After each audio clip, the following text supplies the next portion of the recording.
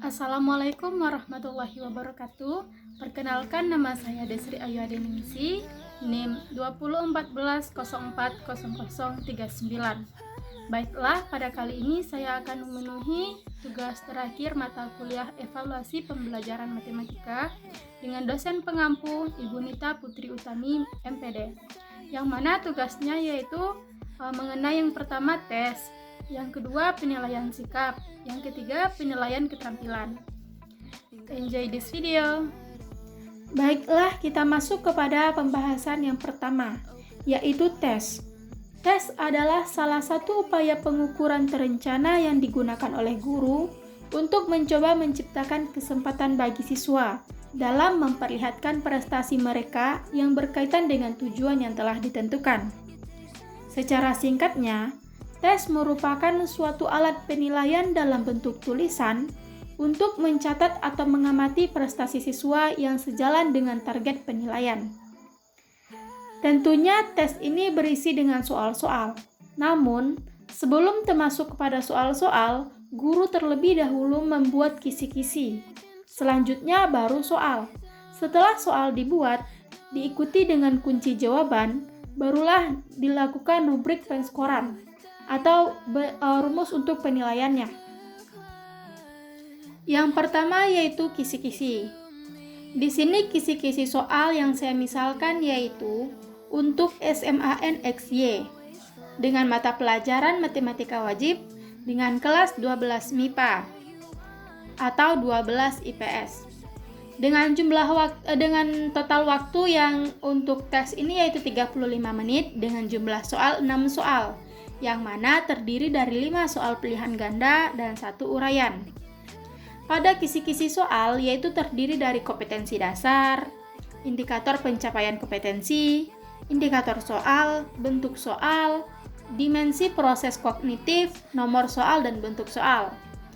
Untuk soal sendiri yang saya buat yaitu materinya tentang median dan modus data berkelompok dengan bentuk tabel distribusi frekuensi dan histogram. Jadi untuk kompetensi dasarnya yaitu menentukan dan menganalisis ukuran pemusatan dan penyebaran data yang disajikan dalam bentuk tabel distribusi frekuensi dan histogram. Untuk indikator pencapaian kompetensinya atau IPK-nya, yaitu memecahkan masalah yang berkaitan dengan median dan modus data berkelompok. Untuk indikator soalnya, yang pertama untuk soal nomor 1. Indikatornya yaitu peserta didik mampu menentukan median data berkelompok dengan bentuk tes yaitu tertulis. Untuk dimensi proses kognitif sendiri, dimensi proses kognitif berkaitan erat dengan taksonomi yang dikenal dengan taksonomi Bloom, yaitu suatu ilmu yang berkaitan tentang klasifikasi yang dibuat berdasarkan data penelitian berbagai hal yang dikelompokkan dalam sistematika. Di sini dimensi proses kognitif terdiri dari C1 sampai C6. Namun di kisi-kisi saya hanya mencantumkan C3 dan C4. Yang mana C3 ini yaitu mengaplikasikan dan C4 yaitu menganalisis. Untuk level soal terdiri dari 3 level. Dan untuk C3 yaitu berada di level 2 dan untuk C4 yaitu berada di level 3. C3 atau mengaplikasian yaitu kesanggupan seseorang untuk menerapkan ide-ide umum, tata cara, ataupun metode-metode, prinsip-prinsip, rumus-rumus, teori-teori, dan lain sebagainya dalam situasi yang baru dan konkret. Penerapan ini adalah merupakan proses berpikir setingkat lebih tinggi daripada tingkat memahami atau pada tingkat C2. Dan untuk C4 sendiri yaitu menganalisis, yaitu kemampuan seseorang untuk merinci atau menguraikan suatu bahan atau keadaan menurut bagian-bagian yang lebih kecil, atau mampu memahami hubungan di antara bagian-bagian yang satu dengan bagian-bagian yang lainnya. Jenjang menganalisis ini setingkat lebih tinggi daripada jenjang penerapan atau C3 tadi. Atau C3 juga disebut dengan mengaplikasikan atau penerapan. Nah, untuk soal nomor 1 ini yaitu saya menggunakan C3 atau mengaplikasikan. Dan untuk indikator soal nomor 2 yaitu peserta didik mampu menentukan median data berkelompok berbentuk histogram dengan bentuk soalnya PG. Di sini PG yaitu singkatan dari pilihan ganda. Dengan dimensi proses kognitifnya tetap C3. Dan untuk soal nomor 3 dengan dimensi kognitif C3 juga. Dengan indikator soalnya yaitu peserta didik mampu menentukan modus data berkelompok berbentuk histogram. Sedangkan untuk soal nomor 4 yaitu indikator soalnya peserta didik mampu memecahkan masalah modus di mana modus suatu data sudah diketahui peserta didik mampu menentukan modusnya. Di sini dimensi proses kognitifnya sudah C4. Dan untuk soal nomor 5 pada pilihan ganda yaitu dari indikator soalnya yaitu peserta didik mampu menentukan modus dari suatu GIF yang di sini dimensi proses kognitifnya yaitu C4. Dan untuk soal uraian atau soal nomor 6 indikator soalnya peserta didik mampu memecahkan masalah yang berkaitan dengan modus data berkelompok dalam permasalahan konstekstual. Di sini sudah memakai dimensi proses kognitif C4.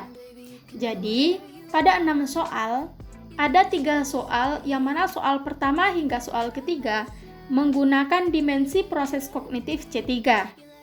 Dan untuk soal nomor 4 sampai 6 yaitu menggunakan dimensi proses kognitif C4, yang mana C4 merupakan level 3 pada soal dan C3 merupakan level 2 pada soal. Dengan soal sendiri memiliki 3 level. Selanjutnya yaitu bagian soal. Di sini seperti pada kisi-kisi tadi, soalnya yaitu untuk SMA XY dengan mata pelajaran matematika wajib. Untuk kelas 12 baik IPA maupun IPS dengan semester ganjil. Di sini kompetensi dasarnya yaitu menentukan dan menganalisis ukuran pemusatan dan penyebaran data yang disajikan dalam bentuk tabel distribusi frekuensi dan histogram. Dengan petunjuk soal yaitu jawablah soal di bawah ini dengan benar dan dikerjakan pada buku tugas. Di sini yaitu yang pertama untuk pilihan ganda yang terdiri dari 5 soal. Untuk soal pertama dengan soalnya yaitu dalam pengukuran berat badan terhadap 80 warga RT1 Desa Mundu seperti gambar pada tabel di bawah ini. Median dari data tersebut adalah pada soal pertama yang ditanya yaitu median. Dan untuk soal yang kedua yaitu histogram berikut menyajikan data tinggi MISTAR yang dapat dilalui oleh siswa suatu SMA pada kegiatan olahraga lompat tinggi. Median data tersebut adalah di sini diberikan yaitu histogram. Kalau soal pertama diberikan tabel dan untuk soal yang kedua diberikan histogram atau diagram. Dan di sini soal pertama dan soal kedua sama-sama menanyai tentang median. Untuk soal yang ketiga yaitu di sini diberikan diagram histogram atau histogram dan ditanya modus. Modus dari histogram berikut adalah. Dan untuk soal nomor 4 yang ditanya soalnya yaitu data berikut adalah umur orang tua 40 siswa kelas 12 IPA. Jika modus data di bawah adalah 41,5, berarti modusnya telah diketahui yaitu 41,5 dan kelas modus berasal di kelas 40 sampai 44 atau interval yaitu 40 sampai 44. Di sini juga diketahui bahwa interval kelas modusnya ada di 40 sampai 44. Dan yang ditanya yaitu maka nilai X dikurang Y adalah di mana X dan Y yaitu ada pada tabel frekuensi yang X ada di interval 35 hingga 39 dan Y ada di interval 50 sampai 54. Dan untuk soal nomor 5 atau nomor terakhir pada pilihan ganda yaitu diberikan grafik OGIF. Tapi grafik OGIF ini yaitu naik. Perhatikan grafik OGIF naik di bawah ini. Maka yang diminta yaitu menentukan grafik OGIF-nya. Untuk soal uraian, yaitu soalnya data hasil nilai ulangan matematika ditampilkan pada tabel berikut. Di sini diberikan tabel yang yaitu ada nilai dan ada frekuensi dengan interval yaitu 10, dan untuk pertanyaannya yaitu ada 3 pertanyaan. Yang A menanyakan, jika syarat kelulusan adalah nilai 61 ke atas, berapa orang siswa yang lulus? Dan untuk pertanyaan yang kedua atau B, berapa persentase siswa yang nilainya di bawah 80 ke bawah atau di bawah 80 kayak gitu. Atau yang C, dan yang pertanyaan C yaitu jika nilai yang lebih kecil dari 55 dinyatakan tidak lulus, berapa perkiraan siswa yang tidak lulus? Nah, itu adalah 6 soal dari bentuk tes yang terdiri dari 5 pilihan ganda dan 1 uraian. Selanjutnya yaitu kunci jawaban. Setelah mencari jawaban dari 6 soal tadi, selanjutnya yaitu menentukan kunci jawabannya. Untuk soal pilihan ganda, yaitu jawabannya untuk jawaban soal pertama C, jawaban kedua B, ketiga A, keempat C, dan kelima D. Skor pilihan ganda yaitu jumlah benar dikali 2 untuk pilihan ganda. Skor maksimum pilihan ganda yaitu 5 dikali 2 sama dengan 10. Jadi, skor untuk pilihan ganda yaitu ada 10. Jika betul semuanya, maka nilainya yaitu 10. Artinya, untuk satu soal pilihan ganda itu bernilai 2. Jika benar satu soal, maka poinnya yaitu 2. Jika benar semuanya, maka poinnya yaitu 5 dikali 2 sama dengan 10. Sedangkan untuk kunci jawaban soal uraian, yang ada 2 tahap penilaian. Yang pertama yaitu menilai apa yang ditanya, diketahui, ditanya, dan menentukan tabel-tabelnya. Yang kedua yaitu menilai apa yang ditanya. Untuk menentukan tabelnya, tabel yang pertama yang harus ditentukan tabel frekuensi kumulatif lebih dari. Dan yang kedua, tabel frekuensi kumulatif kurang dari. Dan yang ketiga yaitu menentukan frekuensi OGIF-nya. Ketiga, 2 tabel dan 1 frekuensi tersebut itu bernilai 5. 5 poin untuk 2 tabel dan 1 frekuensi tersebut. Untuk menginterpretasikan jawaban yang diperoleh, untuk poin A, jika dijawab benar maka berpoin 2. Untuk poin B, untuk bagian B, pertanyaan B, jika dijawab benar, maka poinnya 2. Dan untuk pertanyaan C, jika dijawab benar berpoin 1. Sehingga jumlah poin untuk soal uraian yaitu 10. Yang mana 5 diantaranya yaitu membuat 2 tabel dan 1 frekuensi dengan benar, itu bernilai 5 poin. Dan 2 poin untuk pertanyaan A, 2 poin untuk pertanyaan B, dan 1 poin untuk pertanyaan C, sehingga total poinnya yaitu ada 10. Sehingga jika digabungkan antara soal uraian dan soal pilihan ganda, maka pedoman penskorannya yaitu perhitungan nilai akhir dalam skala 0 sampai 100. Untuk mendapatkan nilai akhir, yaitu kita jumlahkan skor yang diperoleh. Skor yang terdapat dari pilihan ganda dan skor yang didapat dari soal uraian. Kita jumlahkan skornya dibagi dengan 20. Kenapa 20? 20 adalah nilai maksimum. Nilai maksimum pada soal pilihan ganda yaitu 10 dan nilai maksimum pada soal uraian yaitu juga 10. Sehingga nilai maksimum keduanya, pilihan ganda dan soal uraian yaitu 20. Maka jumlah skor yang diperoleh dibagi dengan 20 dikali 100. Contoh, seseorang betul pada soal pilihan ganda yaitu 3. 3 dikali 2 sama dengan 6. Maka untuk pilihan ganda dia mendapat poin 6. Untuk soal uraian dia benar semuanya. Maka poin yang didapat 10. Dijumlahkan kedua poin tersebut, 6 ditambah 10 sama dengan 16 per 20. 20 didapat dari nilai maksimum. Dibagi 20 dikali 100. Maka dia mendapatkan nilai 80. Yang kedua yaitu penilaian sikap. Penilaian sikap merupakan kegiatan yang bersifat kompleks karena berkaitan dengan value dan objeknya tidak langsung dapat diukur. Hasil penilaian sikap harus dipahami sebagai proses, bukan sebagai hasil proses pembelajaran. Oleh karenanya, penilaian ini merupakan proses akumulatif yang bersifat judgmental pendidik terhadap perilaku siswa selama periode waktu tertentu, yang didasarkan pada pengamatan dan rekaman tertentu dengan indikator perilaku yang ditetapkan. Ada beberapa contoh untuk penilaian sikap. Yang pertama yaitu pedoman pengamatan sikap spiritual. Di sini diberi petunjuk. Pertama, berikan tanda checklist pada kolom yang sesuai dengan mengacu pada ketentuan berikut. Tidak pernah, jika Anda tidak pernah melakukan sesuai pernyataan yang ada. Kadang-kadang, yaitu jika Anda kadangkala melakukan dan seringkali tidak melakukannya. Sering, yaitu jika Anda sering melakukan dan kadangkala tidak melakukannya. Selalu, yaitu jika Anda senantiasa melakukannya sesuai pernyataan yang ada.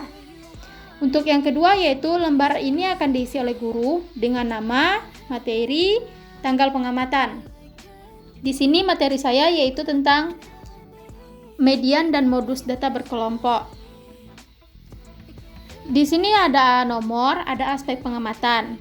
Pada aspek pengamatan ada 5 yang diamati. Yang pertama yaitu berdoa setiap akan selalu usai melakukan aktivitas. Yang kedua, memberi memberi salam kepada orang lain ketika atau akan atau selesai mengutarakan pendapat. Yang ketiga yaitu tidak menyontek ketika melakukan tugas. Yang keempat, tidak melihat jawaban teman ketika melakukan tugas. Yang kelima yaitu merasakan kebesaran Allah atau tidak sombong setelah mempelajari materi matematika. Kategori ini ada 4 sesuai dengan petunjuk di atas, yaitu ada yang tidak pernah, ada yang kadang-kadang, ada yang sering, dan ada yang selalu. Ini diisi oleh guru sesuai dengan nama siswanya. 1 siswa 1 angket seperti ini. Yang kedua yaitu ini adalah bentuk pengamatan sikap, lembar pengamatan sikap. Yang pertama beri petunjuk. Untuk petunjuk yang pertama yaitu berikan penilaian dengan menggunakan angka 1 hingga 4 pada kolom yang bersesuaian dengan perilaku yang muncul pada diri siswa. Angka 1 pada 4 itu mengacu pada kriteria berikut. Angka 1 diberikan bila perilaku atau sikap yang muncul tidak relevan dengan aspek sikap. Angka 2 diberikan bila perilaku atau sikap yang muncul kadang-kadang relevan dengan aspek yang ada. Angka 3 diberikan bila perilaku atau sikap yang muncul sering relevan dengan aspek yang ada. Dan angka 4 diberikan bila perilaku atau sikap yang muncul senantiasa konsisten dengan aspek sikap. Petunjuk yang kedua yaitu memberikan lembaran yang diisi oleh guru. Di sini ada hari, ada juga untuk tanggal untuk diisi. Kita misalkan dengan hari Kamis, tanggal 16 bulan Juni 2022. Kelasnya yaitu kelas 12. Materinya yaitu tentang median dan modus data berkelompok. Di sini ada nama, pertama ada nomor, ada nama siswa. Nama siswa ini yaitu nama siswa yang ada pada kelas tersebut. Yang kedua ada kelompok sikap, yang mana dibagi dengan 5 kelompok. Yang pertama, tidak terlambat ketika masuk kelas. Tabel yang kedua yaitu disiplin dalam mengumpulkan tugas. Yang ketiga yaitu serius dalam mengerjakan tugas. Yang keempat, tidak mudah putus asa, dan yang terakhir yaitu berani mencoba hal-hal yang baru. Dan kolom terakhir yaitu kolom keterangan.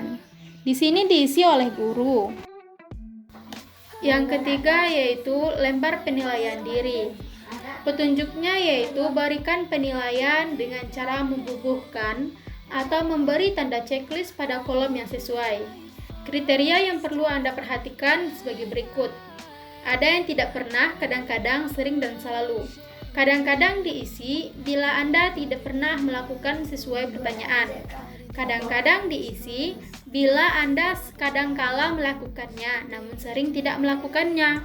Sering diisi bila Anda sering melakukannya, namun kadangkala tidak melakukannya.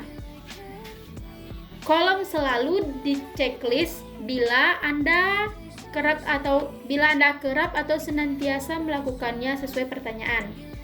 Di sini buat nama siswa dan kelas serta materinya. Kelasnya yaitu kelas 12 IPA ataupun IPS dengan materi yaitu median dan modus data berkelompok. Aspeknya yaitu di sini ada 5 dan ada 5 aspek. Aspek yang pertama, saya senantiasa disiplin datang ke sekolah. 2. Saya mengerjakan tugas-tugas matematika yang diberikan guru. 3. Saya mengumpulkan tugas tepat waktu. 4.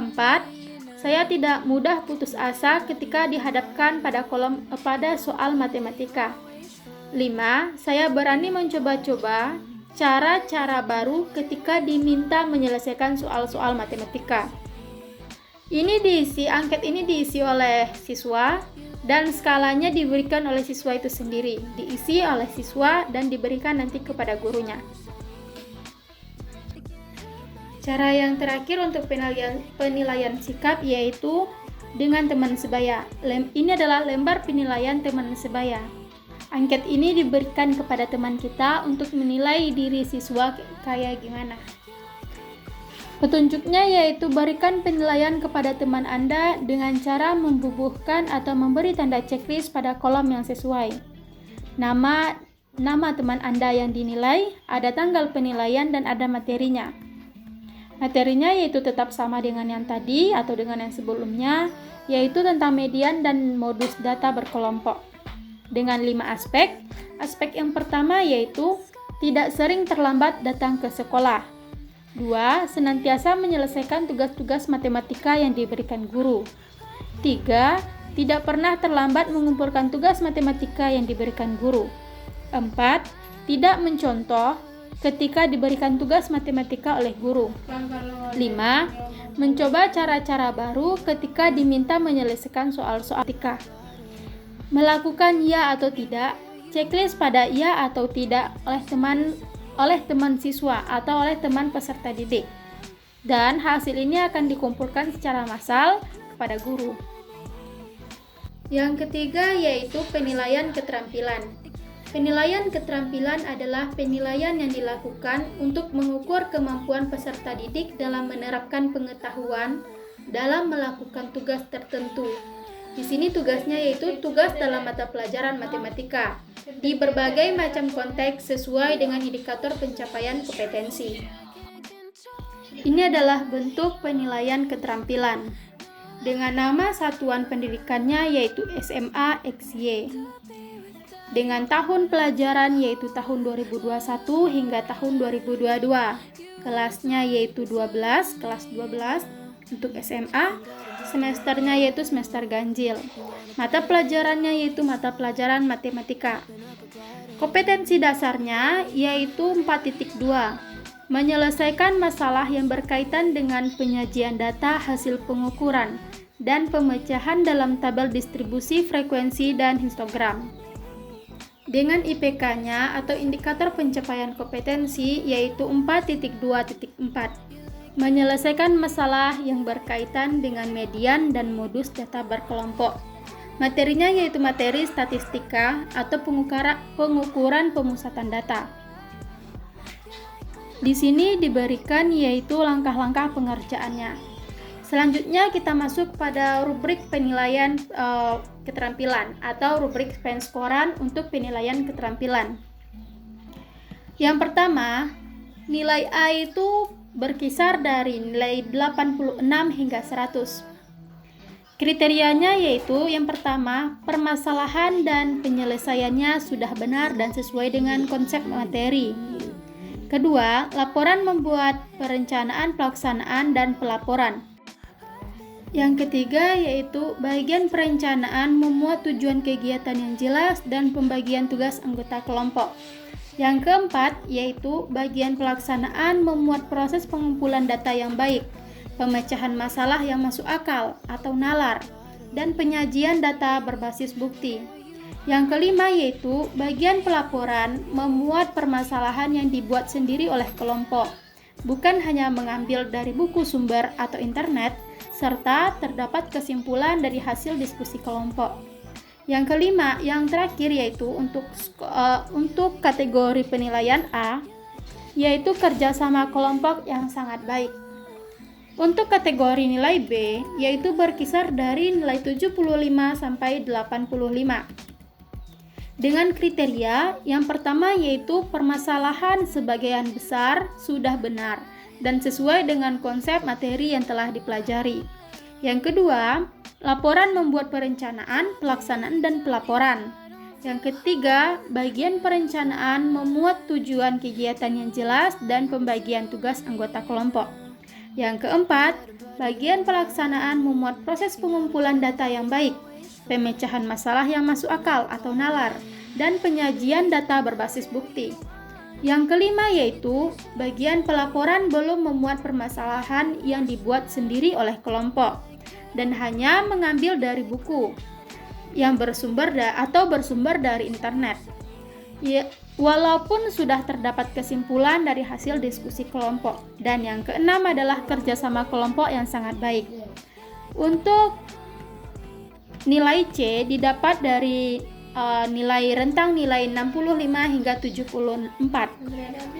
Dengan kriteria pertama, permasalahan dan penyelesaiannya ada beberapa yang keliru dan kurang sesuai dengan konsep materi yang dipelajari. Yang kedua, laporan belum memuat perencanaannya, pelaksanaannya, dan pelaporannya. Yang ketiga, bagian perencanaan memuat tujuan kegiatan yang jelas, namun belum ada pembagian tugas kelompok.